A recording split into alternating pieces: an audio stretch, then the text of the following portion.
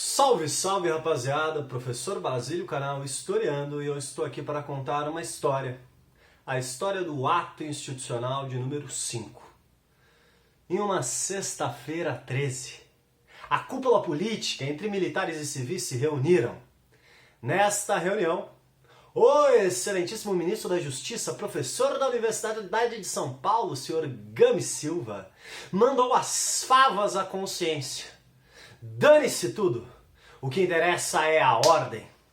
Sobre apenas uma voz dissidente, a voz do vice-presidente Pedro Aleixo. Aquela cúpula, dentre os quais Delfim Neto, o representante do empresariado brasileiro do grande capital, todos concordaram com a edição e a assinatura do ato institucional de número 5. O presidente, general ditador Costa e Silva, então assina o AI-5 em uma sexta-feira 13. Meus queridos, o que diz o ato institucional de número 5? Estão cessadas as liberdades individuais. Agora as pessoas poderão ser presas sem mandado.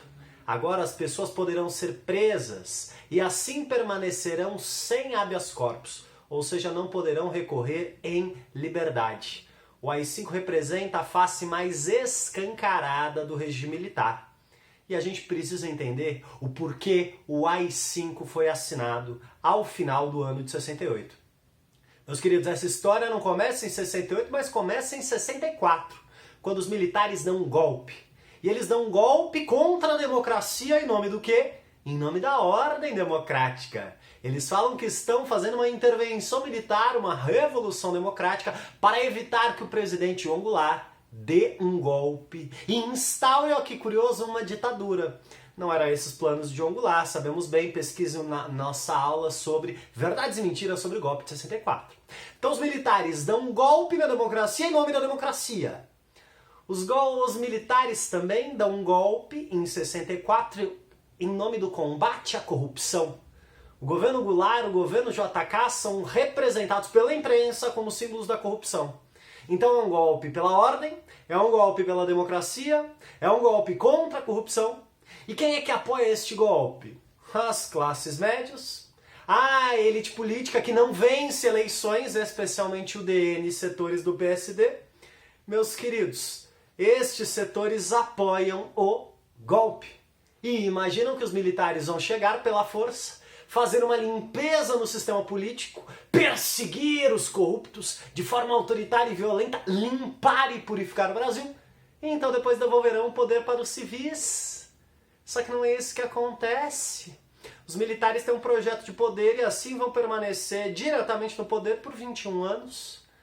Os militares não saem do poder. Os militares cancelam as eleições, os militares põem fim a todos os partidos políticos e criam apenas 2 partidos. Um partido de situação e um partido de oposição, bastante moderada. Meus queridos, os militares de 64 até 68 estavam construindo um Estado autoritário, um Estado modernizante, um Estado de reformas liberais, as reformas do Castelo Branco, mas um Estado crescentemente centralizado e autoritário. O ano de 68 é sintomático, por quê? Porque nós começamos a ter uma intensa oposição ao autoritarismo. Seja por parte da cúpula política, os liberais que apoiaram o golpe começam a se afastar, começam a tentar formar uma frente ampla. O Congresso Nacional, que apoiou o golpe, agora em 68, começa a se colocar como oposição. Ao mesmo tempo, as classes médias perceberam que tudo em nome do combate à corrupção não está melhorando a vida. Não está melhorando a vida, a inflação, enfim, continua alta, o desenvolvimento econômico não vem, todas as pessoas estão sentindo isso no seu bolso na hora de fazer as suas compras no supermercado. Então os militares venderam a ilusão de um sonho de progresso, mas o sonho ainda não chegou. Pessoal, os estudantes, os artistas começam uma intensa oposição, especialmente o movimento estudantil começa grandes passeatas e grandes mobilizações contra o regime. E o que o regime faz? Reprime com brutalidade. Por que o AI-5? Porque os militares estão perdendo apoio. E para instaurar o seu projeto autoritário, eles não podem contar com oposição. Então eles vão tentar silenciar a oposição na marra, e isso se dará através do ato institucional de número 5.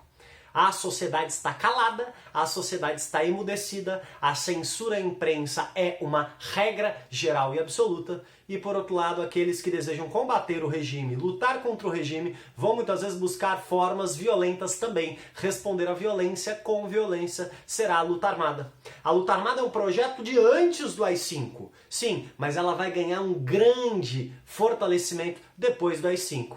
Parte daquela massa de estudantes que estavam em passeatas contra a ditadura vai ingressar em organizações armadas contra o regime militar após o AI-5. Nós teremos aí, nas palavras do senhor Hélio Gaspari, a ditadura escancarada. E o que nós veremos? Nós veremos uma máquina de moer gente. Nós veremos uma grande força estatal para reprimir pequenos grupos de oposição armada à ditadura. E é neste momento que prestem atenção nisso. Os militares não vão criar nada de novo, mas os militares vão democratizar a tortura.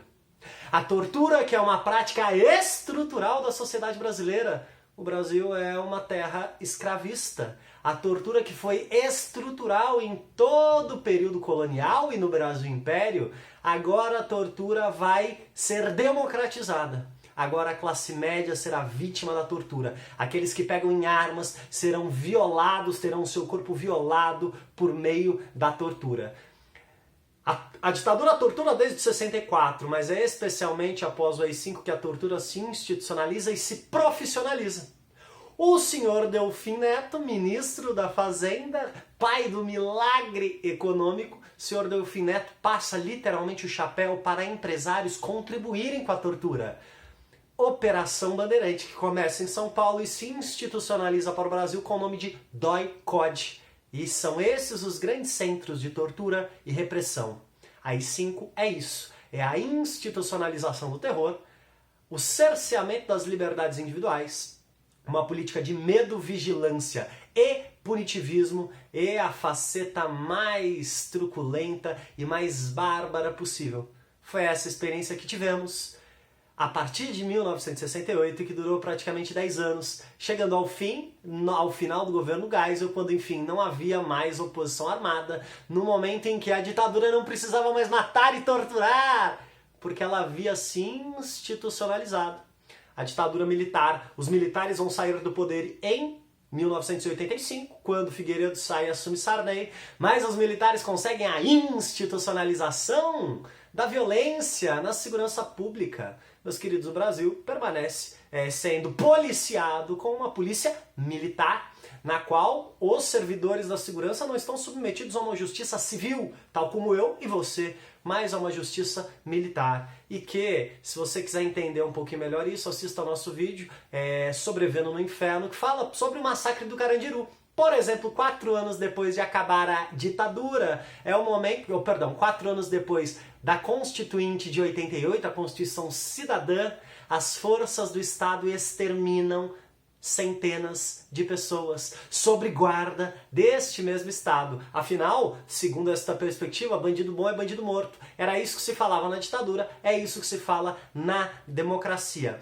Esse é o ato institucional número 5. Só mais um apontamento. A ditadura acabou, mas depois da redemocratização, nenhum torturador foi punido pelos seus crimes. Pelo contrário, os militares conseguiram aprovar um auto-perdão, aprovar a chamada lei de anistia. Dentro daquele processo da abertura lenta, gradual e segura, os militares se perdoaram. Perdoaram alguns crimes políticos, não todos, mas perdoaram os crimes conexos a crimes políticos. Essa lei de anistia de 1979. Os militares se perdoaram e a nova república, o Brasil redemocratizado, o STF e o Congresso Nacional continuam concordando com esta visão da lei de anistia. Uma visão que anistia torturados e torturadores. Essa é a redemocratização que possibilita com que, em pleno regime democrático, nós tenhamos saudosos da ditadura, nós temos manifestações pelo retorno do ato institucional número 5. Meus queridos, não é falta de conhecimento, é posicionamento político. Cabe a nós nos posicionarmos politicamente também. Professor Basílio, canal Historiando, democracia sempre. Não democracia meramente formal, de 2 em 2 anos votar, mas uma democracia substancial, em que todos, especialmente as minorias, tenham voz e estejam representadas no jogo político. Forte abraço.